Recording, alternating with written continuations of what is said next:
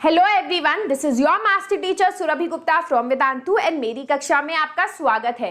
Welcome to today session, जहां पर हम लोग करेंगे the entire chapter constitutional design which is a civics chapter of class 9 in one shot. Video को end तक देखना।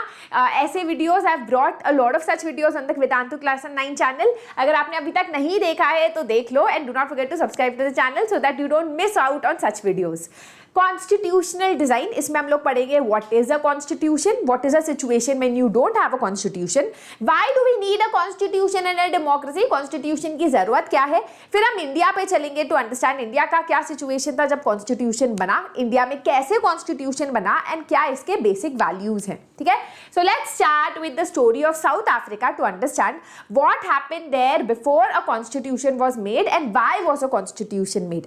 तो साउथ अफ्रीका की कहानी बिफोर 1994 वाज सच कि वहां पर जो व्हाइट माइनॉरिटी थे, जो यूरोपियंस थे, they were ruling over the black majority और वहां पर एक सिस्टम फॉलो किया जाता था जिसका नाम था apartheid system, which was a segregation policy that separated the whites and the blacks. तो व्हाइट्स और ब्लैक्स को अलग अलग स्कूल जाना होता था, अलग अलग hospital, they had different facilities. For example यहाँ रेलवे के स्टेयरकेस में आप देख सकते हो कि ब्लैक्स का अलग स्टेयरकेस है, व्हाइट्स का अलग स्टेयरकेस है। अलग अलग स्कूल जाना होता था जहाँ ब्लैक्स के स्कूल्स में ज्यादा फैसिलिटीज नहीं होती थी और व्हाइट्स के स्कूल्स में काफी फैसिलिटीज होती थी ब्लैक्स के पास। और कलर्ड पीपल जैसे हम जैसे ब्राउन लोग जो है, they did not have the right to vote. अगर उनको व्हाइट लोकेलिटी में जाना था, they had to have a permit, they could not marry a white person. और अलग थिएटर्स, बीचेस, स्विमिंग पूल्स होते थे, चर्चेस भी, प्लेसेस ऑफ वर्शिप भी अलग हुआ करते थे। ऐसे सिचुएशन में एक लीडर इमर्ज हुआ called Nelson Mandela, who fought against the segregation policy of apartheid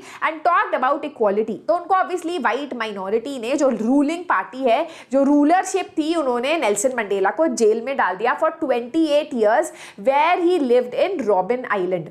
right, तो नेल्सन मंडेला ने एक पार्टी लीड की थी जिसका नाम था African National Congress, which became an umbrella organisation for all other political organisations that fought against the policy of apartheid. Finally 26 April 1994 को after a long struggle Africa को independence मिली and it became a democratic republic. अब Africa के लोगों के सामने दो choices थे, या तो अब क्योंकि देखो ब्लैक्स जो है आ गए हैं रूलरशिप में, है ना, अब ब्लैक्स रूल करेंगे अफ्रीका को और उनपे अब तक इतना अत्याचार हुआ, इतने सालों तक अत्याचार हुआ, तो अब उनके पास दो ऑप्शंस थे, या तो वो बदला लेंगे कि भाई तुमने हमारे साथ जो किया हम वो तुम्हारे साथ करेंगे, या फिर to forgive the white people right a constitution that talked about living together peacefully and in an accommodative way for the future of Africa, है ना। तो इस तरीके से उनके पास दो ऑप्शंस थे। दे डिसाइडेड, जो साउथ अफ्रीकन लीडर्स थे उन्होंने डिसाइड किया that they are going to forget and forgive the whites and वो एक ऐसा देश बनाएंगे जहां पर सब खुशी खुशी एकोमोडेशन के साथ रह सके। ठीक है, and that is when after 2 years of debate and discussion South Africa का constitution came into existence. Now what exactly is a constitution and why did South Africa में did they have to write a constitution? ऐसे भी तो decide कर सकते थे कि यार चलो साथ में मिलेंगे, खुशी खुशी रहेंगे, कॉन्स्टिट्यूशन लिखने की क्या जरूरत थी। तो कॉन्स्टिट्यूशन क्या होता है, एक ऐसी किताब होती है जिसमें सारे रूल्स और रेगुलेशंस होते हैं that govern a country and that is accepted by the people. So all the rules and regulations that are accepted by the people of the country and that rules the country is the constitution. Why do we need a constitution? पहला, it generates a degree of trust and coordination that is necessary for different kind of people to live together। देखो यार, after a long struggle जब whites और blacks जो है साथ में आमने सामने आए तो उनको एक दूसरे के ऊपर ट्रस्ट नहीं था, है ना। व्हाइट्स को ये डर था कि क्योंकि हमने इतने सालों तक अत्याचार किया, कहीं हमारा प्रॉपर्टी, हमारी लैंड हमसे छिन ना जाए अब, है ना, आउट ऑफ रिवेंज। और ब्लैक्स को ये डर था कि ये व्हाइट्स जो है वापस से हमारी लैंड और हमारी इक्वालिटी पे कब्जा ना करते, उसको खत्म ना करते, right. So there was no trust. तो किसी भी देश में जब भिन्न भिन्न प्रकार के लोग रहते हैं तो there is always a deficit of trust, you don't trust each other. और वो ट्रस्ट आता है जब आप एक कॉन्स्टिट्यूशन बनाते हो, है ना, एक कोऑर्डिनेशन आता है। फॉर एग्जांपल, अगर आप में और आपके भाई में लड़ाई होती है बहुत ज्यादा, आप एक दूसरे के बाल खींच लेते हो और फिर कहते हो यार चलो पेपर पे लिख के दो कि कल से तू एक मेरे रूम में कभी नहीं आएगा बिना नॉक करे, है ना। तो why are you making him right? Because you know when something is written, so this that builds a sense of trust and coordination with each other. है ना। तो कॉन्स्टिट्यूशन एक डिग्री ऑफ ट्रस्ट और coordination generate करता है जो बहुत जरूरी है for different kinds of people to live together. Second point is it specifies how the government will be constituted, who will have power to take which decision. एक constitution clearly state करता है कि सरकार कैसे बनेगी और किसके हाथ में पावर है। तीसरा ये भी बताता है कि सरकार के पास क्या पावर्स है और सिटीजन्स के पास कितनी पावर है सरकार के against. This is very important to ensure that government अपने पावर का मिसयूज ना करे। And fourth, A constitution expresses the aspirations of the people। पता है हमारे कॉन्स्टिट्यूशन में कुछ ऐसी चीजें होंगी जो आप कहोगे कि मैम रियलिटी में तो लाइफ बहुत अलग है, हो सकता है, क्योंकि कॉन्स्टिट्यूशन एक आइडियल किताब होती है। वो सारे उसमें एस्पिरेशंस होते हैं जो लोग चाहते हैं अपने देश के लिए, है ना। They want the country to be secular and socialist and republic and democratic, right? So that is the reflection of the aspirations of the people. That is why all democracies have a constitution, but जरूरी नहीं है कि हर देश जिसमें constitution है वो democratic हो। China के पास constitution है but वो democratic नहीं है, right? चलो let's talk about India. India को भी इंडिपेंडेंस मिला था just like south Africa after many years of struggle against the Britishers. अब जब ब्रिटिशर्स हमें छोड़ के गए तो हमारी सिचुएशन बहुत चैलेंजिंग थी, जिसमें हमारे लीडर्स को हमारी कॉन्स्टिट्यूशन लिखनी पड़ी। The first problem was that we were a country of extreme diversity. Languages अलग अलग थे, रिलीजन्स अलग अलग थे, कल्चर अलग अलग था। उसके बीच में एक ऐसा कॉन्स्टिट्यूशन लिखना that is accepted bye all the people of the country was a difficult task, right. एक था पार्टीशन क्योंकि इतने सालों तक डिवाइड एंड रूल किया था ब्रिटिशर्स ने हमें, तो our country was being partition on the basis of religion between India and Pakistan. दोनों तरफ काफी रिलीजियस एनिमोसिटी थी, काफी ज्यादा रेफ्यूजीज प्रॉब्लम थे, काफी ज्यादा रेफ्यूजीज पाकिस्तान से इंडिया आ रहे थे। ऐसे सिचुएशन में कैसा कॉन्स्टिट्यूशन लिखना that is secular, that accommodates both religious group was a major task, right. Third है मर्जर ऑफ प्रिंसली स्टेट्स। जब ब्रिटिशर्स हमें रूल कर रहे थे तो कुछ स्टेट्स थे जो प्रिंसली स्टेट्स, जो इंडियन किंग्स ही रूल कर रहे थे under the supremacy of the British. Those princely states were given an option, would you like to choose India और पाकिस्तान। तो we were making a constitution at a time when we did not know what will be the boundaries of our country, है ना। ऐसे situation में हम कर रहे थे जब हमें पता नहीं था कि स्टेट्स जो है क्या डिसाइड करेंगे, इंडिया में रहना या पाकिस्तान में रहना, right. So in this situation constitution बनाना आसान नहीं था। हमारे देश में कॉन्स्टिट्यूशन बना कैसे और कब से बन रहा है। अगर आपसे पूछा जाए when was the end who made the first constitution of India, तो पहला कॉन्स्टिट्यूशन 1928 में बनाया गया था बाय मोतीलाल नेहरू। तो 1928 बिफोर इंडिपेंडेंस हमने एक बेसिक ड्राफ्ट बनाया था कि जब हमें इंडिपेंडेंस मिलेगी तो हमारा कॉन्स्टिट्यूशन कैसा दिखेगा। 1931 में कराची सेशन ऑफ कांग्रेस में इस कॉन्स्टिट्यूशन को सामने रखा गया एंड बात की गई about how will the Indian constitution look like. तो तब डिस्कस हुआ कि देखो यार, जब भी हमारा कॉन्स्टिट्यूशन बनेगा, जब भी हमें इंडिपेंडेंस मिलेगी, we will have universal adult franchise, everyone above the age of 18 will have the right to vote, right to freedom होगा, right to equality होगा और minorities को हम लोग प्रोटेक्ट करेंगे। तो बेसिक जो वैल्यूज है कॉन्स्टिट्यूशन का वो इंडिपेंडेंस से बहुत साल पहले ही हमने डिसाइड कर लिया था।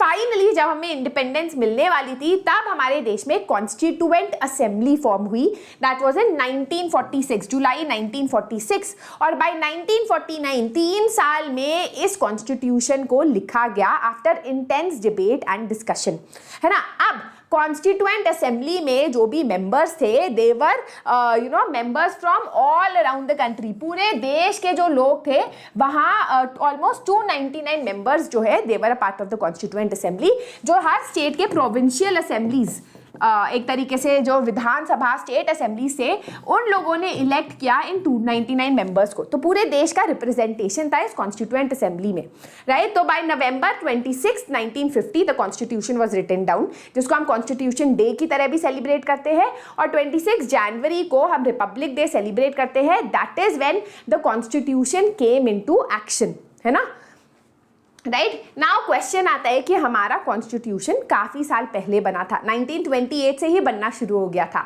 आज हम 2024 में है। ऐसा क्यों है कि इस इंडिपेंडेंस के 75 ईयर्स के बाद भी हम कॉन्स्टिट्यूशन को एक्सेप्ट करते हैं?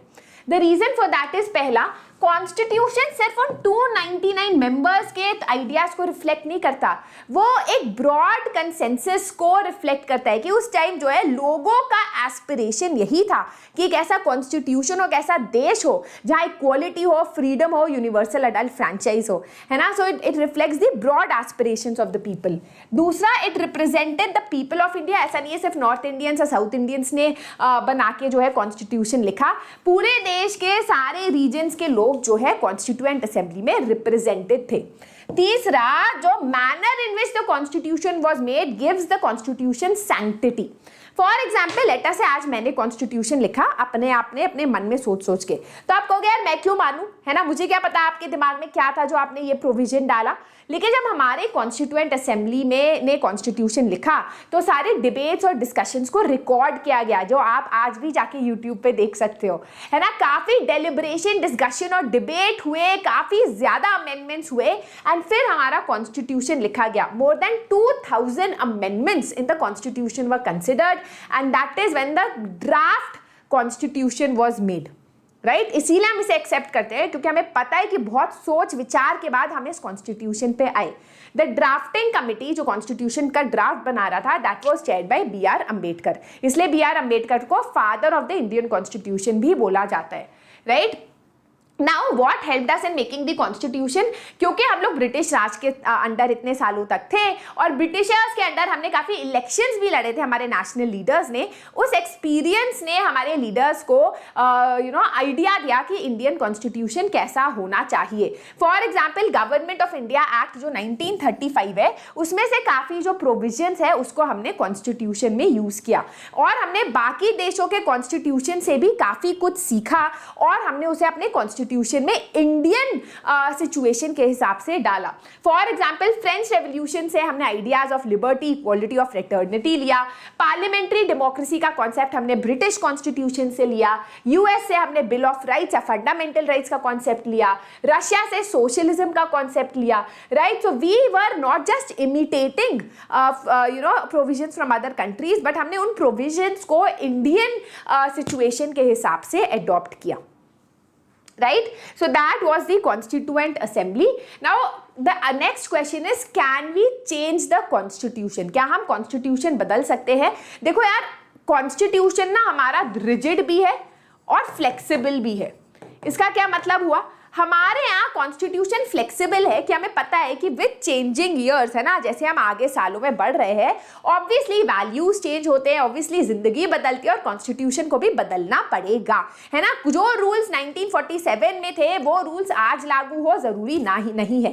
तो we can change the constitution आराम से by going through a simple majority. भाई कि आप लोकसभा, राज्यसभा में जो है बिल पास करो और आप कॉन्स्टिट्यूशन में चेंज ले आओ।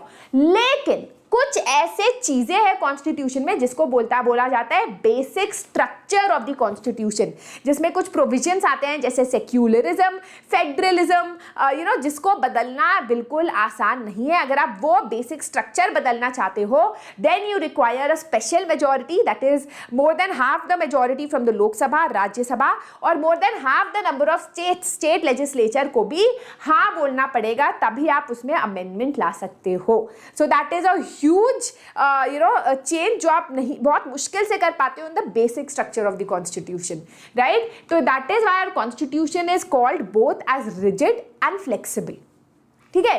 Final part of the chapter is हमारे कॉन्स्टिट्यूशन के गाइडिंग वैल्यूज क्या है। हमारे कॉन्स्टिट्यूशन में काफी सारे प्रोविजंस है, बट उसके कुछ गाइडिंग वैल्यूज है that you can find in the preamble of a constitution. Preamble मतलब शुरुआती पेज जो है हमारे कॉन्स्टिट्यूशन का, उसको सोल ऑफ द कॉन्स्टिट्यूशन, आत्मा ऑफ द कॉन्स्टिट्यूशन भी बोला जाता है। तो यहाँ पर लिखा है, we the people of India resolve into a sovereign. Sovereign मतलब कि हम लोग अपने डिसीजंस खुद लेंगे, है ना, we are not dependent on anyone. Socialist, हम एक सोशलिस्ट कंट्री है जहां वेलफेयर ऑफ द पुअर को देखा जाएगा। सेक्युलर, हमारे यहाँ कोई ऑफिशियल रिलीजन नहीं है, हम हिंदू मुस्लिम रिलीजन नहीं है, हम सेक्युलर नेशन है, हमारे लिए सारे धर्म बराबर है। डेमोक्रेटिक, हमारे यहाँ लोग जो है अपने लीडर्स इलेक्ट करते हैं। रिपब्लिक, हमारे यहाँ जो लीडर्स इलेक्ट होते हैं वो फाइनल डिसीजन लेते हैं, right? So according to our constitution, these are the values that guide our country and that guide our laws. ठीक है। तो हमारे यहाँ सिक्योर होता है justice, liberty, equality and fraternity. तो ये कुछ वैल्यूज है जो हमारे कॉन्स्टिट्यूशन के फिलॉसफी को और वैल्यूज को करती है, और उसके बेसिस पे हमारे देश का इंस्टीट्यूशनल डिजाइन बना है, that is legislature, executive and judiciary, जिसके बारे में आप वर्किंग ऑफ इंस्टीट्यूशंस में पढ़ते हो। So that is it guys, that is your entire chapter. इस चैप्टर से मोस्टली क्वेश्चन आता है, what is a constitution, why do we need a constitution, या हमारा कॉन्स्टिट्यूशन कैसे फॉर्म हुआ, can we change our constitution, guiding values of the constitution के जो टर्म्स है उस पे एमसीक्यू आ सकता है। That's it, it's so simple. ठीक है, अगर आपको ये सेशन और ये एक्सप्लेनेशन अच्छा लगा, do not forget to give a thumbs up, share this video with your friends, subscribe to the channel. See you in the next class, bye bye.